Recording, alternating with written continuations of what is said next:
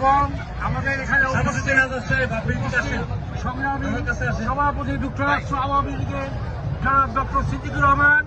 উপস্থিত ওনার নেতৃত্বে আজকে আমরা এখানে টাইমস স্কোয়ারে বিশ্বের রাজধানী টাইমস স্কোয়ারে আমরা উপস্থিত হয়েছি। শত শত লোকের এখানে উপস্থিতি আছে এবং এখানে উপস্থিত আছে যুক্তরাষ্ট্র মহানগর আওয়ামী লীগের সংগ্রামী সাধারণ সম্পাদক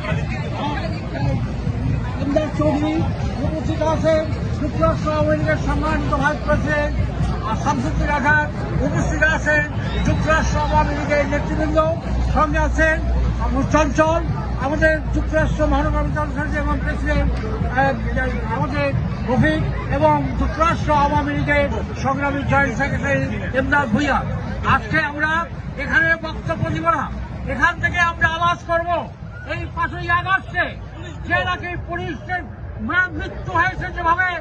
সেই প্রতিশোধ আমরা মুক্তিযোদ্ধারা আমরা বাংলার মাটিতে জননেত্রী শেখ হাসিনার নেতৃত্বে আমরা নিব এবং জননেত্রী শেখ হাসিনা অতি শীঘ্রই